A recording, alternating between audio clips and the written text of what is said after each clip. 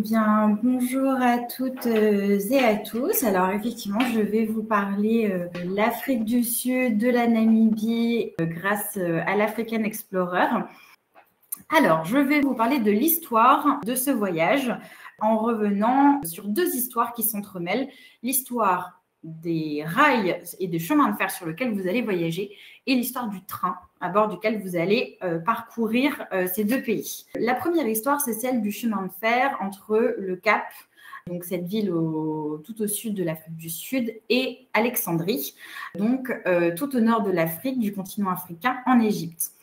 Puisque à l'origine, cette ligne de chemin de fer qui traverse donc l'Afrique du Nord au Sud avait été, ce projet avait été lancé au 19e siècle par Cecil Rhodes, qui était en fait un des fondateurs de la British South Africa Company. Donc, qui était en fait, pour faire très simple, une compagnie qui était entre guillemets mandatée par la monarchie britannique pour coloniser et exploiter les territoires africains.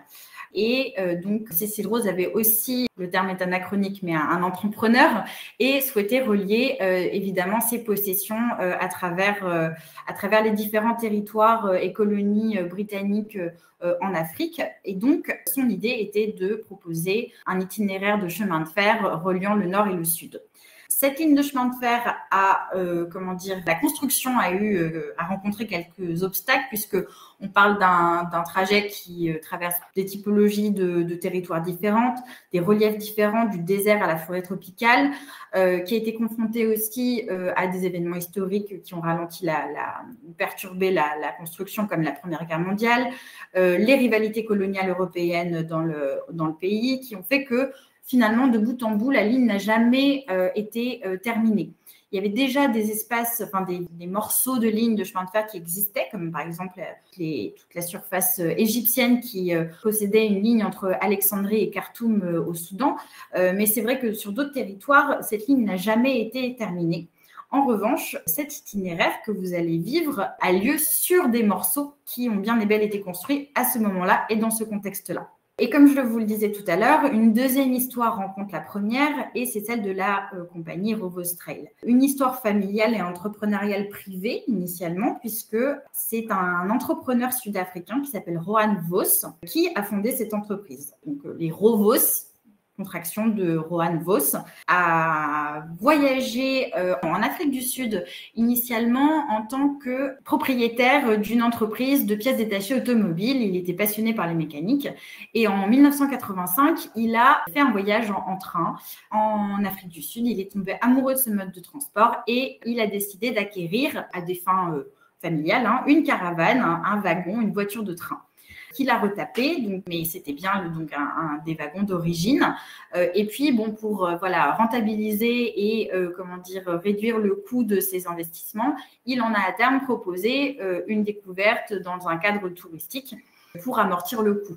Et donc, le 29 avril 1989, il lance une locomotive et 7 wagons pour un premier trajet de 4 nuits dans la région de Mpumalanga, qui est à l'est de Pretoria et de Johannesburg. Et la liaison Pretoria-Le Cap est lancée en 1991 et ensuite les trajets vont se diversifier. Et donc, vous voyez sur la carte de cette diapositive tous les trajets qui existent en rouge. Donc, vous voyez, vous avez les trajets historiques autour de Pretoria et du Cap, et puis vous avez ceux qui remontent jusqu'à Dar el Salam. Donc, des trajets qui vont de 3 nuits ou 2 nuits à une quinzaine de jours. Et c'est par exemple, le dernier trajet qui a été inauguré, c'est en été 2019, où à Dar el Salam, on a vu le Rovos Trail arriver pour la première fois après avoir traversé 4500 km à travers le Zimbabwe, le Botswana, la Zambie. Et c'était un itinéraire qui célébrait les 30 ans d'existence des voies ferrées sur l'Afrique australe et de cet itinéraire en train. Alors, et c'est toujours un peu difficile de se repérer entre les trajets en train et surtout en Afrique parce qu'il en existe beaucoup. Donc je vous ai fait une petite présentation très rapide des différents trains qui existent. Le Pride of Africa, le African Express à bord duquel vous allez voyager et le Chongolo Express. Alors, le Pride of Africa, c'est le fleuron de la compagnie Rovos Rail. Il est positionné comme le train le plus luxueux du monde et d'ailleurs, il a été autoproclamé, fierté de l'Afrique, donc Pride of Africa. L'African Express, également opéré par Rovost, est positionné comme une alternative tout aussi charmante et dans le même esprit, mais plus accessible, mais vraiment conserve ce confort, ce charme, ces wagons d'origine, ce mobilier en acajou. Voilà, on y reviendra tout à l'heure, mais ce n'est pas le même train, mais c'est la même prestation. Donc, vous l'aurez compris, il s'agit d'un train de luxe qui propose en fait une atmosphère et de s'inscrire dans une certaine façon de voyager. Comme je le disais tout à l'heure, ce sont des trains de croisière, c'est-à-dire qu'ils réalisent de longs périples à travers le continent sud-africain en marquant des stops. Et c'est pour ça qu'on appelle ça un itinéraire de croisière. Un train de croisière, il fait des escales. Contrairement, par exemple, à un autre train qu'on connaît bien aussi en Afrique du Sud, qui est le train bleu, qui, lui, en fait, assure quotidiennement des services de débarquement d'un point A à un point B et qui donc ne s'arrête pas. Donc, l'Eurovos, lui, propose des escales qui permettent de s'imprégner des lieux. On retrouve évidemment ce rythme cadencé de la locomotive, ce rythme lent d'invitation à la contemplation. L'Eurovos voyage à moins de 40 km/h. Donc voilà, on prend le temps d'observer, de contempler. Et c'est vraiment une immersion dans les territoires visités puisque le train s'arrête et on est sur son lieu de visite. Au-delà du trajet en tant que tel, c'est aussi une atmosphère à bord de laquelle on voyage. C'est un train qui invite à se replonger un petit peu dans ce qu'on appelle l'âge d'or des voyages en train. C'est un peu une expérience à la Venise Simplon de l'Orient Express, mais en version africaine. Mais sachez que l'Eurovos suit les mêmes codes que son homologue européen, téléporte en quelque sorte les voyageurs dans une élégance et une atmosphère belle époque. Voilà. Donc voilà, cette atmosphère du siècle passé qui est réanimée dans un style victorien classique et qui, je trouve, moi, est un petit peu Agatha Christie dans une certaine mesure. Alors, je vous propose d'aborder l'itinéraire que vous allez traverser. Tout d'abord, sachez que c'est un voyage dans sa globalité qui dure 16 jours et 15 nuits, plus les 2 nuits de vol de nuit, mais voilà, ce n'est pas compté dans les nuits à proprement parler sur place. Du Cap, donc Cape Town, au sud de l'Afrique du Sud, avec un vol direct depuis Paris, au vol retour depuis Johannesburg, avec un vol depuis Windhoek, la capitale namibienne, avec escale en Afrique du Sud. Mais le gros du trajet est un vol direct avec Air France. Petite parenthèse sur la saisonnalité, qui est vraiment la période idéale pour voyager. C'est l'hiver en Afrique du Sud et en Namibie, mais c'est un hiver à 20-25 degrés la journée. Et les températures peuvent baisser dans la nuit, mais ça dépend des lieux évidemment, parce que si vous vous retrouvez, quand on traverse les déserts, on sait que dans les déserts, la température baisse beaucoup plus vite la nuit, mais de manière générale, c'est ce genre de température auquel vous avez affaire. Le lieu le plus chaud que vous visiterez pendant votre séjour, ce sera à Sossusvlei en Namibie, qui est un désert de dunes. Et là, voilà, on retrouve un petit peu ce côté 30 degrés, surtout au soleil. L'itinéraire ferroviaire en tant que tel propose de parcourir 3800 km en 8 nuits à bord du train et vous avez 5 nuits en hôtel. On reviendra dessus tout à l'heure.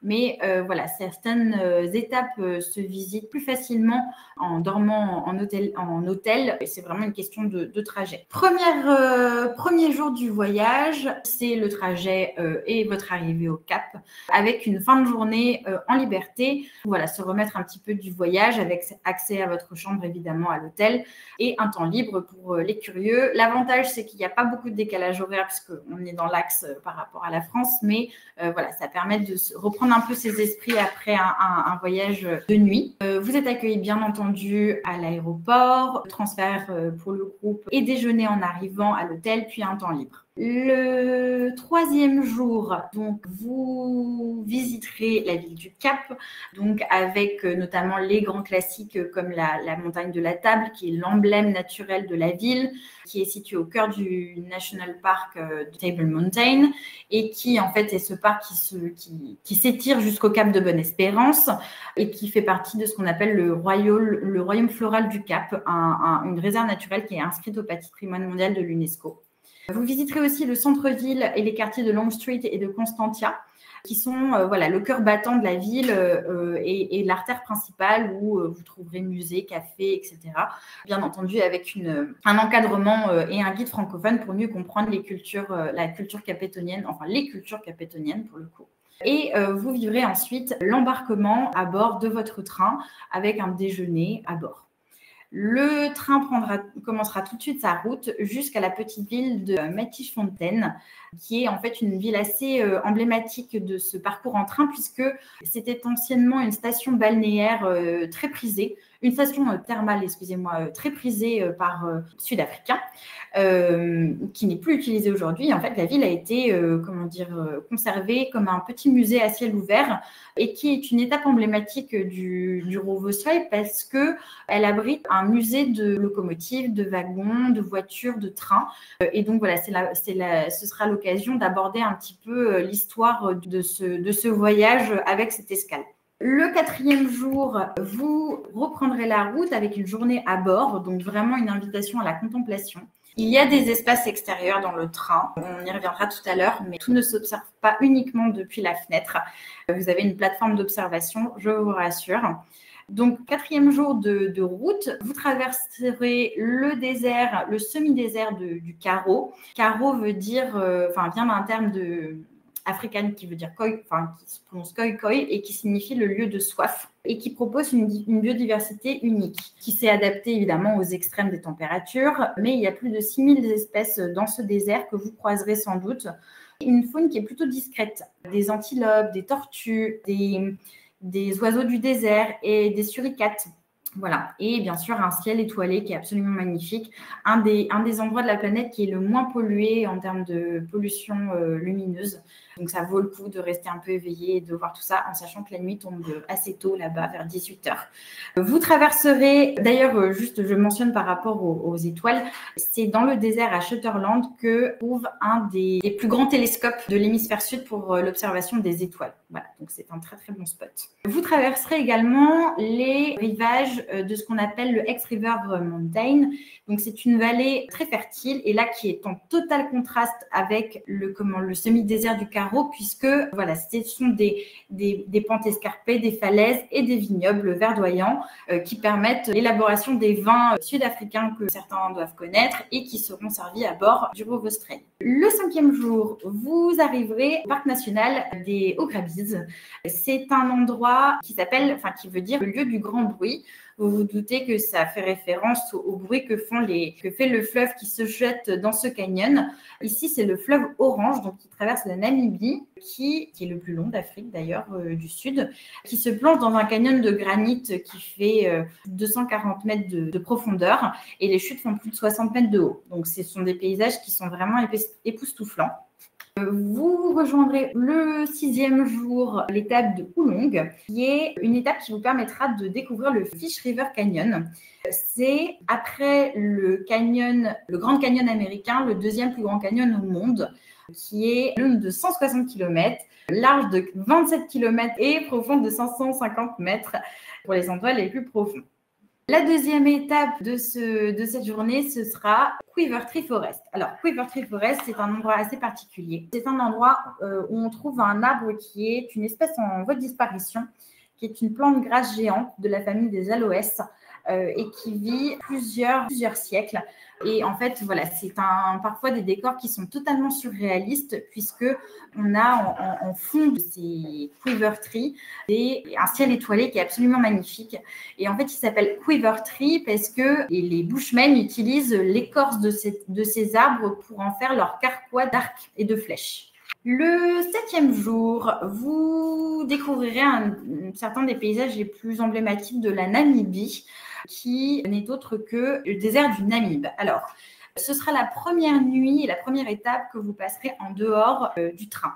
Vous rejoindrez le Namib Desert Lodge pour 2 nuits, qui est un hôtel qui propose un confort haut de gamme, qui est à proximité de la réserve naturelle de Sossusvlei et de Sesriem, qui est un très bel hôtel. Et voilà, c'est vrai que pour certains qui n'auront pas forcément l'habitude de voyager en train, qui est un espace assez exigu par rapport à ce dont on a l'habitude, ça fait du bien de faire une petite escapade avec des grands espaces, avec une vue incroyable sur le désert.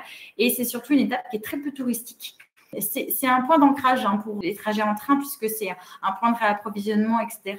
Votre hôtel n'est pas au point d'ancrage de ravitaillement, mais cette étape qui s'appelle Marienthal, là où votre train vous déposera, historiquement, c'est une étape où on se réapprovisionne, etc. Donc, ça fait partie aussi de l'itinéraire historique. Donc, rejoindrez cet hôtel qui est situé à petite distance ensuite de ce que vous découvrirez le lendemain, donc le 8e jour, qui sont les dunes de Sossusvlei. Ces dunes forment un espèce d'océan de dunes et de sable rouge et qui sont les dunes les plus hautes du monde. Certaines peuvent atteindre jusqu'à 380 mètres de hauteur, comme celle de Big Daddy. D'autres sont plus petites, comme la dune 45, mais voilà, c'est vraiment des paysages à couper le souffle que vous rejoindrez en 4x4. Parce que c'est vraiment sympa à vivre et bien sûr des paysages en bout de course qui sont incroyables, donc de ces fameuses dunes, et en contraste total entre ces dunes, ces fameuses mers de sable, croûtes de sable littéralement, dans lesquelles se sont fossilisés des arbres que vous voyez sur la première photo de la diapositive, des anciens acacias noirs fossilisés. Et c'est un décor qui est totalement surréaliste, en termes de contraste et d'histoire aussi géologique. C'est passionnant à écouter. Et donc cet endroit s'appelle Dead Vlei et les dunes s'appellent Sossusvlei. Vlei qui veut dire désert. Le 9e jour, là, on change de décor totalement et on rejoint la côte ouest de la Namibie et l'océan Atlantique à travers la découverte de Walvis Bay. Alors, pour rejoindre du désert à Walvis Bay, le trajet est proposé en voiture, en petit car, mais vous avez aussi la possibilité de le faire en avion, des petits avions qui permettent d'admirer les paysages. En revanche, cette option de trajet n'est réservable que sur place. Voilà. Donc voilà, gardez-le en tête si besoin pour ce survol panoramique. Donc, vous arriverez à Walvis Bay, site classé Ramsar, parce qu'il abrite des milliers de flamants roses et beaucoup d'espèces d'oiseaux migrateurs. Et en plus, on sera, à la meilleure période pour les observer.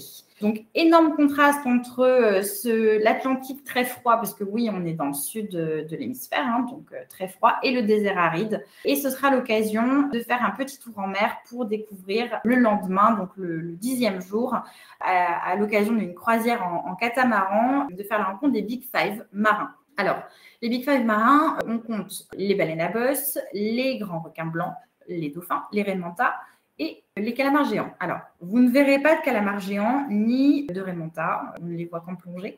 Et en plus, ce ne sera pas la saison de leur reproduction, mais vous verrez des baleines à bosse qui, pour le coup, elles, vivront leur saison reproductive. Et vous verrez aussi beaucoup de dauphins qui aiment jouer avec les bateaux, qui s'aventurent. Vous visiterez ensuite Swakopmund, qui est une ville qui a été fondée au 19e siècle et qui est tout à fait représentative des contrastes namibiens. Swakopmund, c'est un nom allemand et beaucoup d'Allemands vivent en Namibie puisque c'est une ancienne colonie allemande. Et donc, on retrouve dans cette ville une architecture coloniale qui est très bien préservée avec des bâtiments aux couleurs très pastel, des maisons en bois, des façades typiques de l'Europe centrale. On s'y croirait presque. Et c'est assez marrant d'ailleurs de se dire qu'on peut manger une wurst à Swakopmund en plein milieu de l'Afrique. Le 11e jour de Swakopmund, vous rentrerez à nouveau dans les terres pour, d'ailleurs, je n'ai pas précisé, mais là, vous dormirez à bord du train, à nouveau, seulement 2 nuits en hôtel. Vous rentrerez dans les terres pour découvrir les peintures rupestres de Kipskopeu. Alors, c'est avec 2 autres endroits en Namibie qui sont Pfeffelfontein ou Brandberg, des endroits qui sont connus pour leur peinture rupestre, qui datent de plusieurs millénaires et qui ont été réalisés par les peuples San. Donc, on appelle aussi les Bushmen, qui étaient à l'origine des cueilleurs-chasseurs et qui ont, à travers ces gravures, dessiné de véritables cartes en fait de leur environnement. C'est-à-dire on sait lire maintenant les symboles des sources d'eau, des différents troupeaux d'éléphants, de girafes, etc. Et donc, ils ont cartographié et laissé des traces, puisqu'ils étaient nomades, des traces de l'activité de telle ou telle région pour pouvoir y vivre plus facilement à leur retour.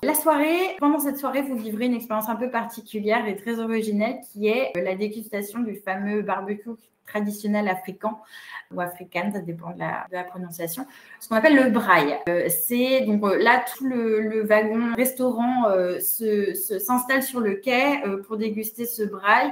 Lors de ce barbecue, ils sont proposés des viandes qu'on appelle de game meat. Game meat, c'est les viandes locales, donc de gibier springbok, de zèbre, de girafe. Et bien sûr, en Namibie, c'est fait de manière raisonnée puisque, comme je vous le disais tout à l'heure, ce sont les Conservancies qui gèrent ces chasses et qui le font en fonction de l'étude des espèces animalières en surreprésentation par rapport à d'autres. Enfin, voilà, pour que l'équilibre soit toujours maintenu. Les 2 prochains jours seront consacrés au parc d'Etosha, qui est un des monuments du patrimoine namibien.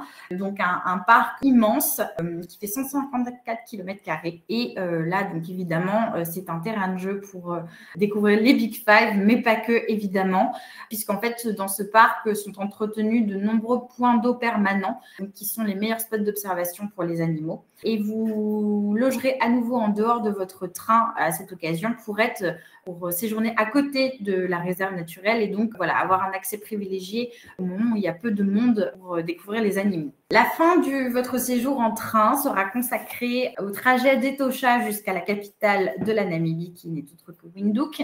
Et là, on retrouve un petit peu ce patrimoine urbain allemand, enfin d'origine allemande. Et donc, vous visiterez un petit peu les classiques de Windhoek, l'église luthérienne, le Parlement namibien, qui sera l'occasion d'aborder un petit peu l'histoire moderne et politique du pays, et notamment de la constitution de l'État moderne namibien, puisque c'est un pays qui a eu son indépendance très tardivement après une présence coloniale longue, puis une gestion par l'Afrique du Sud, puisque après la Première Guerre mondiale, la Société des Nations avait donné mandat à l'Afrique du Sud pour administrer une partie de la Namibie. Et donc le gouvernement sud-africain a notamment mis en place l'apartheid, comme en Afrique du Sud, en Namibie. Dernière nuit dans un hôtel windhoekien et ensuite vol retour donc via Johannesburg jusqu'à Paris ou autre, en fonction de votre lieu d'habitation.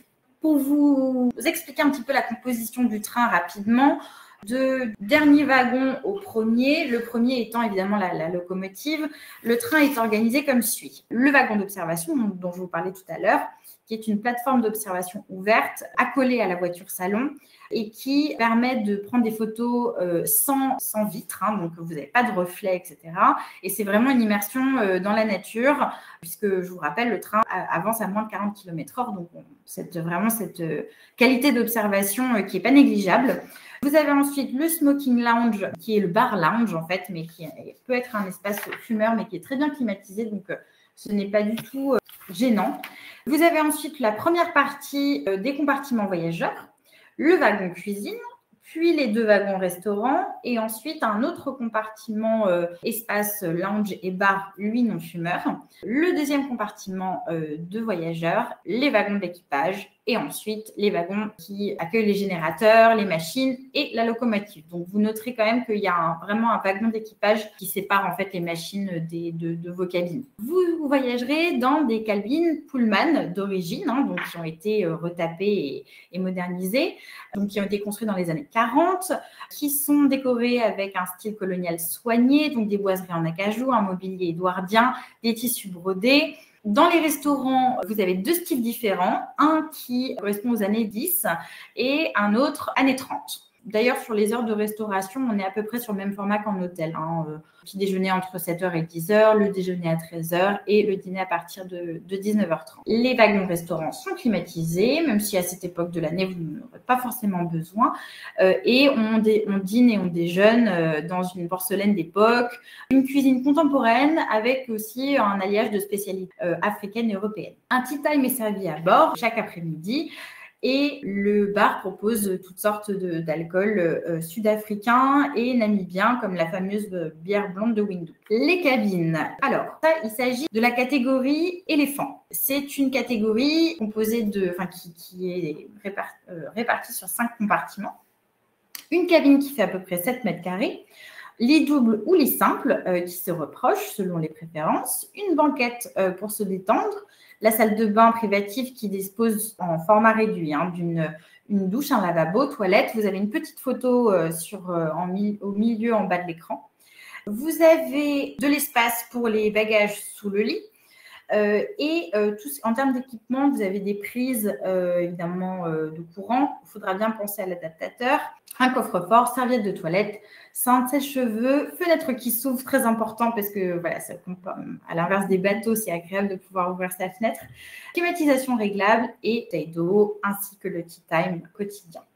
Deuxième catégorie qui est léopard. Alors, la catégorie léopard, c'est que vous voyez avec ce petit espace, oui, salon, voilà, qui s'ajoute et une cabine donc, qui est un peu plus grande pour cet espace, donc de 10 mètres carrés, avec donc là encore lit double ou lit séparé, une banquette d'angle et un placard pour ranger ses affaires, en plus par rapport à la catégorie éléphant.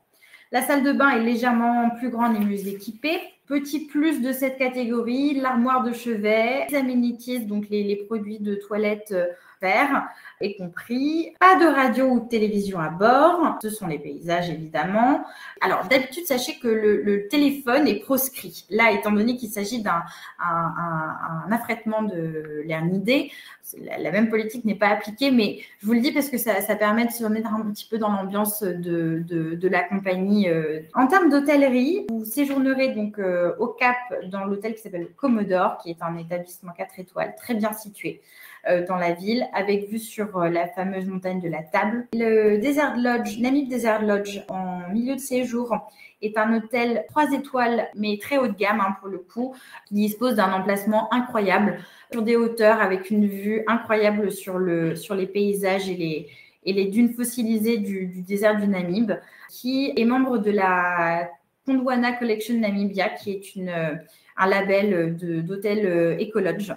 Il faut savoir que 50% de la consommation de l'hôtel possible est faite par les panneaux solaires, l'énergie panneaux solaires. Et enfin, le King Nihel Lodge Aitosha, qui est également membre de la Gondwana Collection Namibia, un établissement 4 étoiles qui est situé à 1 km seulement de la porte d'entrée de la réserve naturelle. Très bon standing là encore. Je vous présente enfin notre conférencier, donc Ruben Kousman, qui est un guide naturaliste, mais aussi grand spécialiste de l'histoire namibienne et sud-africaine. Comme je vous le disais tout à l'heure, 2 pays qui sont traversés par des problématiques et une histoire qui vaut le détour pour aborder la découverte touristique d'un tel pays. Il a suivi plusieurs formation officielle des gouvernements sud-africains et namibiens. Il est installé au Cap depuis 2011, mais il est d'origine belge et en 2009, il a commencé à explorer l'Afrique de l'Ouest de manière autonome et en est devenu un grand spécialiste. Il abordera pour les conférences les thèmes suivants: les racines de l'apartheid. Donc, vous connaissez ce terme afrikaner qui veut dire séparation, un système donc institutionnalisé de ségrégation raciale qui a été mis en place par le gouvernement sud-africain. Et en Namibie aussi, comme je vous le disais tout à l'heure. La découverte des diamants en second thème de conférence, puisqu'évidemment, l'histoire de l'Afrique du Sud et de la Namibie ont vraiment été marquées par cette histoire économique, sociale et politique qui découle de la découverte des diamants. La rivière Orange, dont je vous parlais tout à l'heure et que vous apercevrez, a fait l'objet en 1867 d'une véritable ruée diamantaire dans la région du Kimberley. Ça a vraiment marqué l'économie de la région. Et d'ailleurs, on visite encore, il y a encore des endroits en Namibie qui sont interdits d'accès parce que le gouvernement ne souhaite plus l'exploitation de ces zones diamantaires pour des raisons écologiques, sociétales, économiques, etc. Troisième conférence que vous aurez la chance d'écouter portera sur les peuples de la Namibie. Donc, vous savez que la société sud-africaine et namibienne sont vraiment multiculturelles. La fameuse nation arc-en-ciel en Afrique du Sud, mais c'est aussi un peu le cas en Namibie. Beaucoup de peuples se côtoient. Vous avez notamment les Herero, qui étaient traditionnellement des éleveurs de bétail et qui ont une histoire marquée par le premier génocide de l'histoire du XXe siècle. C'est vraiment considéré comme le premier génocide à cause de leur révolte contre la présence coloniale. Le peuple des Naba, donc qui est des chasseurs, cueilleurs et pasteurs qui sont connus pour leur artisanat, que vous aurez l'occasion de croiser. Les San, dont je vous parlais tout à l'heure avec ces pétroglyphes, donc ces fameux Bushmen, cueilleurs nomades. Le peuple Damara qui vit au nord de la Namibie dans ce qu'on appelle le Damaraland. Kawango qui vivent dans cette petite bande qu'on appelait autrefois avec le terme colonial la bande de Caprivi, qui s'appelle aujourd'hui la bande de Kavango, le long des fleuves Zambèze et Kavango justement, et qui est en fait l'une des régions les plus humides de Namibie. Et enfin, les Afrikaners et les Allemands, donc descendants des colons européens, qui représentent une part non négligeable de la population et qui ont d'ailleurs leur propre langue, l'Afrikaners. Petite précision, les conférences se tiendront dans le wagon-bar. Alors, rapide petit rappel pour finir. Il s'agit d'un voyage en train, c'est-à-dire qu'il y a du bruit, il y a du mouvement, les espaces sont réduits. C'est une atmosphère de voyage qui est bien particulière, c'est un rythme particulier. Le milieu du voyage est coupé par une excursion, un moment hôtelier dans des espaces luxueux et beaucoup plus espacés. Mais voilà, la majorité du voyage se déroule à bord du train, donc il faut l'avoir en tête. La Namibie est un immense pays, un pays très grand avec beaucoup de paysages divers, mais qui implique donc des moments de route. Donc, il va y avoir aussi certains moments de véhicules. Le plus grand moment de véhicule, ce sera 4 heures de route. Mais voilà, il faut l'avoir en tête. Autrement, ce sera évidemment le rythme tranquille et cadencé du train. Chose importante aussi à avoir à l'esprit, ce sont les temps d'avion de vol de nuit, qui sont, malgré l'absence de décalage horaire, qui sont à prendre en compte. C'est pour ça qu'on commence par une après-midi de repos et temps libre pour se remettre un petit peu. Donc, ce style de voyage, vous l'aurez compris, ce sont pour des voyageurs qui aiment les temps longs, les safaris, prendre son temps, vivre en communauté, les itinéraires mythiques, l'échange avec nos conférenciers et expérience authentique, immersive, de charme et historique. Je termine rapidement avec 2 minutes de petites informations très techniques qui reviennent souvent en termes de logistique.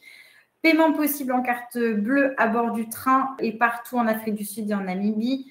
La monnaie de référence est la monnaie sud-africaine. Il y a un service de blanchisserie à bord, limité puisque 10 pièces par cabine, mais il existe.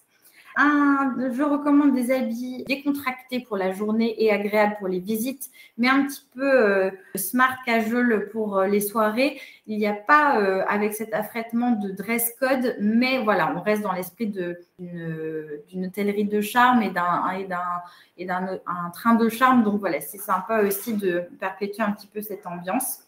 Maillot de bain pour les hôtels, vêtements confortables et bonnes paires de chaussures, je l'ai précisé. Il y a un médecin à bord anglophone, mais qui pourra évidemment être traduit par notre équipe d'accompagnement. Pas d'enfants de moins de 2 ans autorisés à bord et pas d'enfants de moins de 5 ans autorisés dans les restaurants. Et pour finir, les formalités. Passeport en cours de validité, valable 6 mois après la date de retour. Impérativement 6 pages vierges consécutives, ça je le précise parce que vraiment la Namibie est très stricte par rapport à ça. Pas de visa l'Afrique du Sud, mais nouveauté, visa pour la Namibie. Vous aurez comme d'habitude l'accompagnement pour la procédure d'obtention de votre visa en ligne qui est très facile, mais vous serez guidé comme d'habitude par nos soins.